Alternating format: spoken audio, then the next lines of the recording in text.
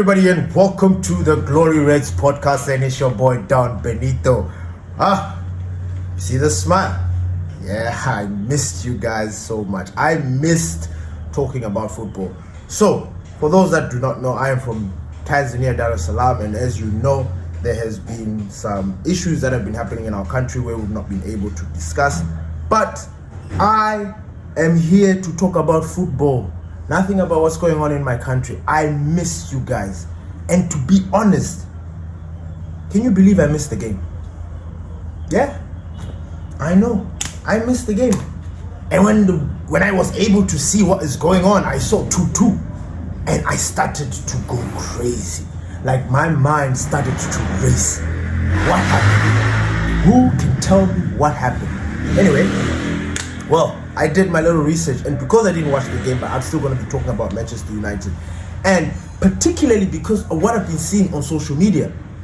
I see Gary Neville talking smack about Benjamin Šeško. I am seeing people just all of a sudden complaining about the midfield because blah blah blah. We had one moment, and I'm just like, seriously? You know, let Benito come here and calm you guys down, because Benito has got the antidote. Anyway, the midfield search continues for Manchester United. We are in dire need of a midfielder. Yes, we've got Bruno. Yes, we've got Casemiro. Yes, we've got Meno. Yes, we've got Ugarte. But it seems for Ruben Amorim it's not enough, because I looked at the match stats. I looked at everything. Ruben named an unchanged team. The team that beat Brighton 4-2 was the same team that played against Nottingham Forest. So just because we drew, everybody's got their panties in a twist. That makes no sense. This is the progress. We always said, or I always said, look, as long as we do not lose those 2 points, it is a win. It is a win. So now people coming here and start, because we drew, the midfield is like this. Seriously, guys? Seriously, guys? This is how we are building. Now, Ruben Amorim said something that was, in fact, he said something that I thought, and I've been thinking, and the fact that he said it just made me calm down. Regardless, this is what Ruben had to say. Now, we know how to overcome the difficult moments. We now know how to stay in the game. Are you telling me that is something that is new to you? Every single time, before this good run of form for Manchester United, I mean, we have got the guy with the afro who is trying to prove a point by saying, look, if Manchester United win 5 games in a row, I'll shave my head. And he has been like that for almost over a year. So Manchester United has not been consistent. We've had these moments where we beat a team, draw, lose 3, or draw 2. But winning has not been something that has been part of our vocabulary or our system. So now to see Manchester United win 4 on the bounce and then not lose against Nottingham Forest, and people are still complaining. You know, sometimes I think us Manchester United fans, we are very toxic. We don't know what we want. Nobody wants to read. But nobody wants to read and find out what's going on. Nobody's really paying attention to those little nitty-gritties. But thank God Don Benito's here. Because Don Benito likes to read about these nitty-gritties. He likes to point out these things, because these are the things that are overlooked every single time. These little details are the things that are overlooked every single time. And it annoys me when people don't see this. Nottingham Forest, by the way, they have got a midfielder there. I didn't really look at their starting lineup, but they've got Elliot Anderson. They've got Douglas Luiz. They've got Sangare. I don't know who was playing in that midfield because I didn't check on their side. I didn't really pay attention. I was just focused on United.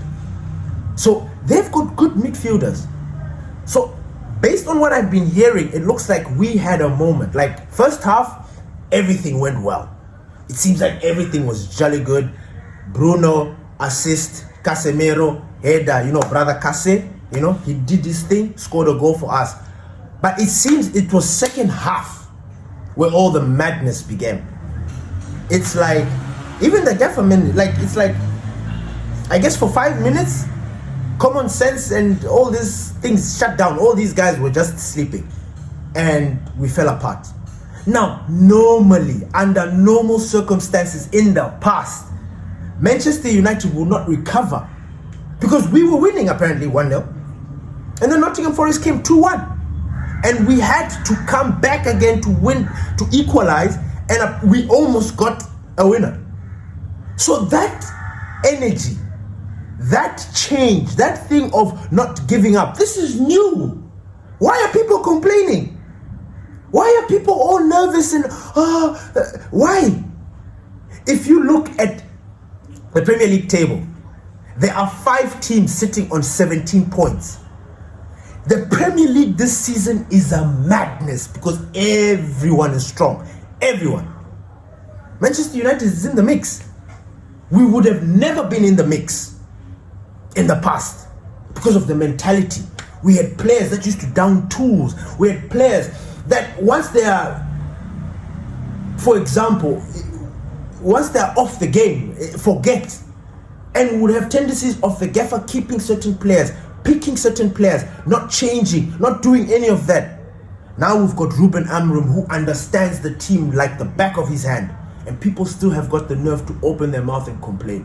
I told you guys don't have badges. You don't have badges. Ruben got badges. So who are you to talk and say about what he's doing? This famous quote always comes to mind every time I'm going up against fans that like to complain over small things that don't even exist. You know, they exist, but we are taking appropriate action to fix these things. You know? So every time, like when Sir Alex Ferguson said, look, if you're not going to celebrate, like if you're not going to be with us when we lose, don't be with us when we win. And we are getting a lot of that from our fans, this fluctuation that's annoying. Can't we just get consistency? Can't we just get the fan base saying, okay, look, and nobody seems to want to give Ruben the credit. Like, this is his first full season with players that he's been given. Last season, he didn't have that. That's why we had that dismal season. This season is different. We're 8th. And he's doing everything according to what he wanted to do. And look, we are improving. Why are people complaining? Gary Neville going in on Benjamin Šeško. Oh, he's well off, he's far. What? Just after receiving his Hall of Fame medallion, he's got the nerve to come there and start talking cack about Benjamin Šeško. Look, I'm not going to have it. I know people are going to be like, yeah, but Rasmus Højlund was this. Look, how many times have you seen Benjamin Šeško fall since he has arrived? I'll ask you that. How many times? None. Rasmus Højlund, ever since he arrived, if somebody just blows, fell down. If the wind just went by, he fell down. If somebody just touched him at the back, he fell down. Dogu has got the same little disease. And that's why I'm like, is this a Danish thing? Because even Eriksen never did it. But Dogu's got this tendency of falling. Which brings me now into my next topic, Patrick Dogu. Remember, I complained about Dogu. I complained. I said, guys, I am done. And what has happened? This is just to prove that, look, you can talk and say what this player. Dogu right now is chowing bench. Why? Ruben Amorim is preferring to start Diogo Dalot over Dogu. And he even backs himself up in the press conference. He says, yeah, what's his name? Dalot, I understand, is because he's inverted. He makes those good runs, but when he gets to that final thing, he has to turn. There is a reason why he's put him there. It's because the other left-footed wing-backs are not doing the job. Now, there's a story that has come, or that has appeared, where it's basically Ruben Amorim is obsessed with turning Patrick Dogu into the next Nuno Mendes. Now you guys know Nuno Mendes. He's arguably the best left wing back or left back in the world currently. He pockets a lot of guys. We've spoken about him numerous times. He played for Sporting Lisbon. Now he's playing for PSG. I read a story where apparently Ruben has told Dogu to study Nuno Mendes. I would have done the same. Go and study that boy. Because what he wants Dogu to do, Nuno Mendes does in his sleep. He does it without even thinking. So we are at this point where I'm just like, look, I trust the Gaffer wholeheartedly. I do. With all my heart. Like, if they're going to sack this guy, I don't know what I'm going to do. I really don't. I trust him and I believe in him. He speaks and I understand. I don't know what it is. I don't know how he gets lost in translation with some fans.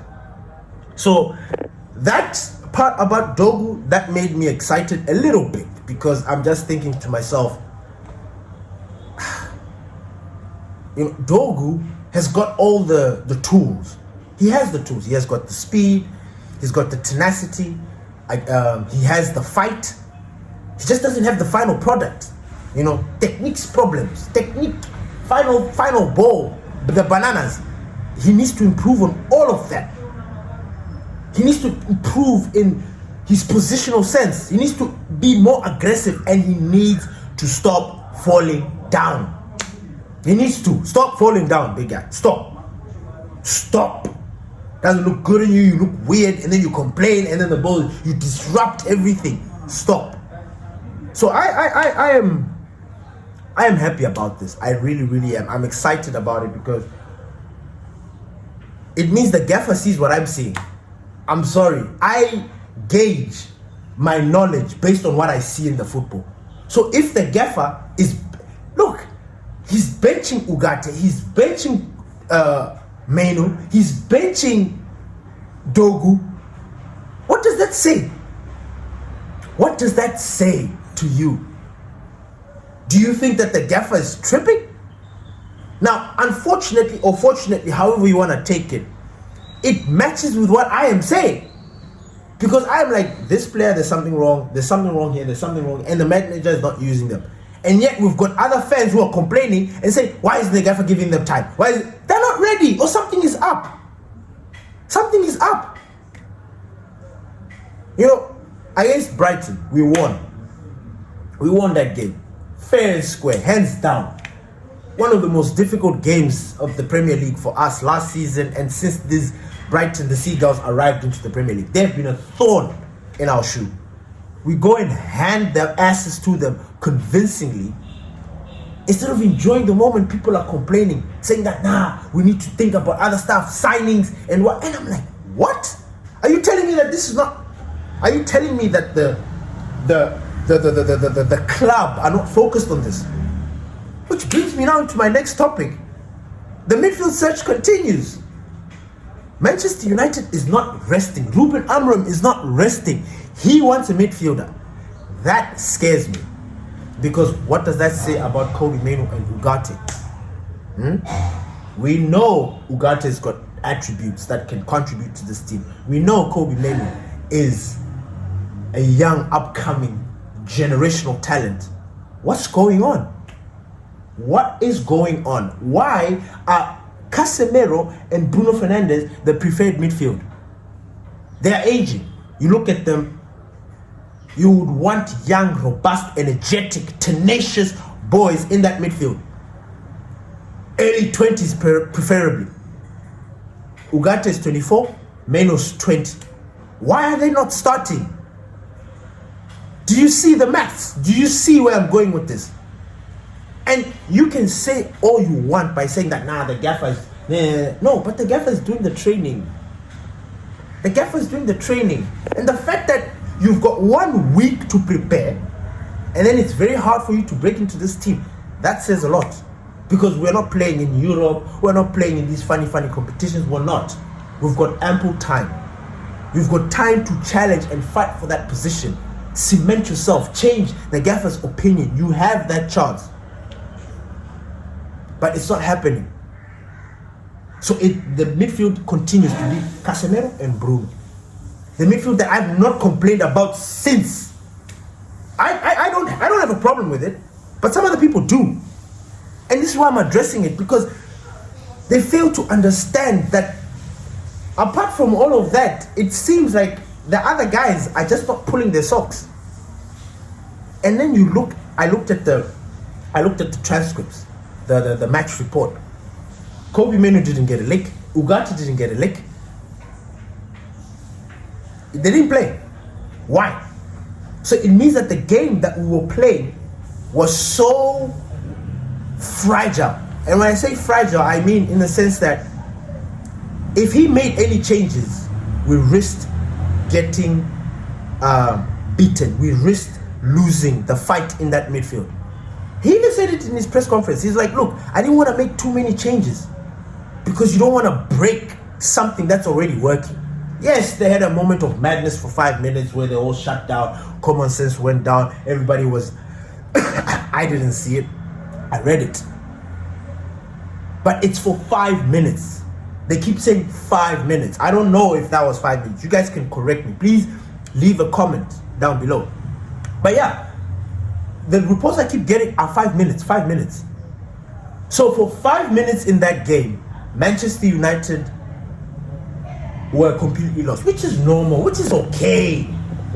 As long as you don't give it up, as long as you don't completely bend down and spread them, then, you know, it's a different story. But like I said, moving into this midfield situation. So now Manchester United are still looking for a midfielder. Ruben,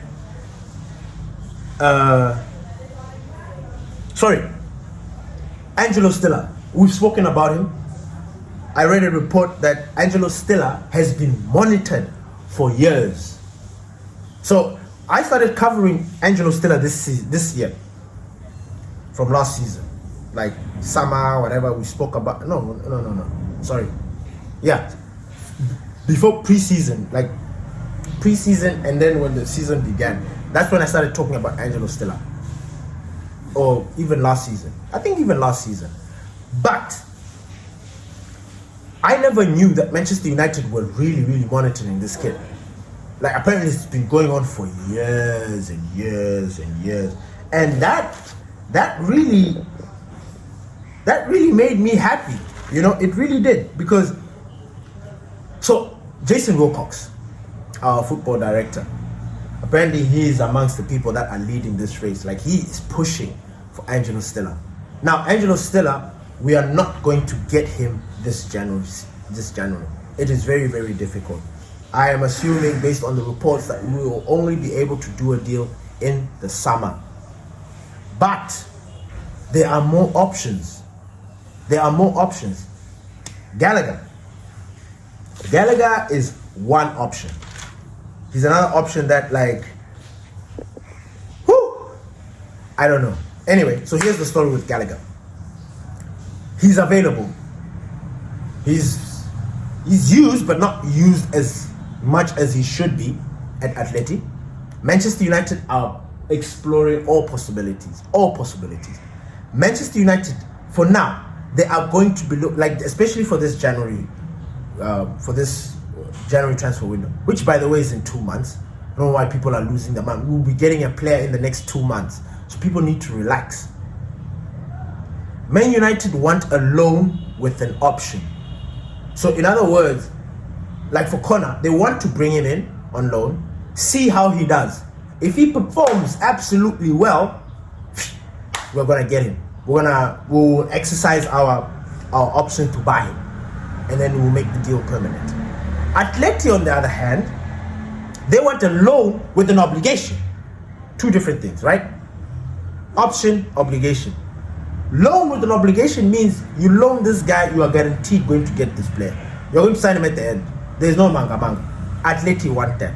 And if we get to that, the price tag is 50 million euros for Conor Gallagher. You know what? We're looking for help. Ruben Amorim is looking for a player. We want players who can help today and tomorrow. He wants players now. That's, it hurt me and scared me because of Kobe and Ugarte, because you understand what I mean? We need players now who can help us today and tomorrow. We have them. Use them. Oh, no, you can't, because they are not, unfortunately. So this is where we are. So I am excited about this. And Conor Gallagher, for me, is a dream. Conor Gallagher coming to Manchester United, I've told you this story. I followed this guy since Crystal Palace when he was on loan. His first loan, Crystal Palace. Those 2 seasons that he spent there, he did wonders. He was this box maverick. He was the guy that could change Crystal Palace's fortune like that. He has an eye for the goal. He's just, he's that guy. He's him. He's a maverick, and I love it. We already have got more mavericks. So you add Conor Gallagher with Mbeumo and Cunha with that energy. Bruno Casemiro. Man, that's just it. And Gallagher is tireless worker.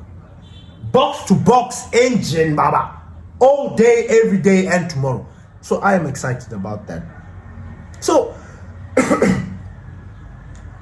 my thing is, we took a draw. We should be happy. The next game that we're playing is Tottenham. Imagine we lost against Nottingham Forest. Imagine.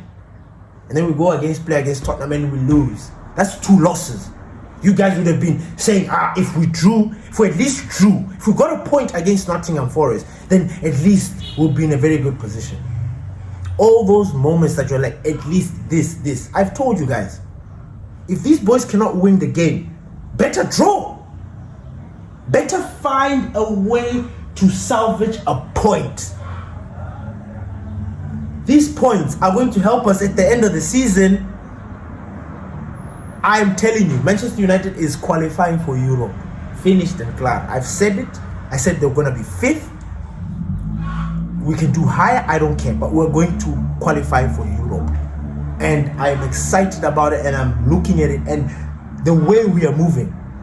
If we get a draw against Tottenham, I'll be happy. I know some of you will be upset. You want to win. As if you've forgotten who Manchester is. Slowly, bro. Slowly. This is a journey. This is a journey. We've started nice and slow. We're moving. Ooh. Slowly, we're changing gears. Slowly. Until we get to our top speed. So stop trying to get us. You'll burn the engine. You'll blow up the gaskets and the what, because you're forcing. This is Manchester United. We've got a very good manager at the helms who understands us, who's telling us, listen to him. Listen to Ruben. When I get people frustrated and complaining about things that are not there, and the funny thing is, I'm very quick to pick up things. I'm very quick to pick up players slacking or whatever, or if there's an issue, I would mention it. I don't think we have an issue at the moment, Manchester United. We don't. The only problem is that we started off slowly, whatever you want to call it. We've had this weirdness, but we have been good. We have been good. Our season, the way we've started, has been good. I don't know why people are now trying to bring in issues and problems that don't exist. So, like I've mentioned, all these things. Angelo Stiller, Gallagher, and there's also another guy, Endrick. Endrick, remember? Endrick. Real Madrid. As a footballer, as somebody that loves football, as a football purist, I can tell you that kid is a generational striker. He's good. He has got this old school. I can't explain it. He just has this old schoolness to his number 9. He is so good.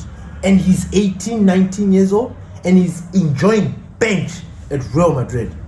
And he's now seeking his way out. Now, there was I saw a story that Manchester United are looking to, if they could strike a deal. This will be a dream for me. Because remember, I kept telling you that this Endrick kid, His favorite player is Sir Bobby Charlton. When Sir Bobby Charlton was Endrick wasn't born. How does Endrick, an 18-year-old, his favorite player, be from the 60s? He's got an old soul. So, and I've always had this. So, when I heard that, I'm like, you know what? And at the time, we needed a striker. And I know Manchester were not going to tolerate a young striker like him because we have this weirdness with youngsters, and strikers. But, when the kid is old enough, he's good enough, And Endrick is good enough and old enough. And I remember at the time thinking to myself, this would be a dream signing for Manchester United. He's Brazilian, grew up with the Samba, Ronaldo, Ronaldinho, Roberto Carlos, Dunga, Emerson, Maicon. He's coming from a lineage of football greats. And his favorite player of all time was Sir Bobby, the late Sir Bobby. Come on, man. If that's not written in the stars, what is? You guys know I'm superstitious, but yeah. But this kid has got demands. Yeah, as much as he's enjoying bench at Real Madrid, he has got demands for his next club. Yeah. So, these are his demands. The team that wants to sign him, he wants to go out on loan, but he wants to be in Europe's top 5 leagues. And those teams, the team must be in the Europe top 5 leagues. It must be in Europe, either Champions League or Europa. Or it must be the top 3 teams in Portugal. Now, I completely understand why he chose the top 3 teams in Portugal, because Brazil, Portugal, they speak the same language. It will be easy for him transitionally. Language barrier is not going to be a problem. So he's just going to be there, fala português. You see? So he's going to be there. But his demands, and I'm sitting here thinking to myself, Now I'm like, okay, you know what? Obviously, we are priced out. We can't do anything because we're not in Europe. But we are your favorite players' team. We are Sir Bobby's team. Sir Bobby was always watching us every weekend. He was an ambassador. Imagine Endrick coming in there and telling that story. Man, Manchester United people will fall in love with this kid. And then when you see the way he plays, Jesus Christ. Now, I'm not talking down on Benjamin Šeško because, look, with Šeško, why people are not giving him the time and grace like every other person that has been given that time and grace to pursue and develop and be who they should be, I don't know why he's getting this treatment of fast forwarding. But everybody else has been given, let's give them a season, let's give them this. So with Šeško, I'm not entertaining nonsense conversation that he's this, he's that. I'm not. He's given a season. 2 seasons. Rasmus was given 2 seasons. Yeah? And we take it from there. But if we can add Endrick into this mix, Endrick is pure talent. He's generational, like I meant. He's old school. He's different from Benjamin Šeško. First of all, he's short. He's way shorter than Benjamin Šeško. So already there's that thing of we can't use him because of headers and blah, blah, blah. But what he lacks in his height, he compensates in his power, because Endrick has got power. And I, particularly me, Don Benito, I was known for someone who had power as well. So I recognize, when game recognizes game, Endrick, that guy can put a hole in a football net. Anyway, thank you everybody for listening to the Glory Reds podcast. It's your boy Don Benito, and please don't forget to smash a like, hit that notification bell with the subscribe so that you do not miss any notification. And we're back. Hopefully we stay back and I can continue to deliver the news, Manchester United news, to you. Peace.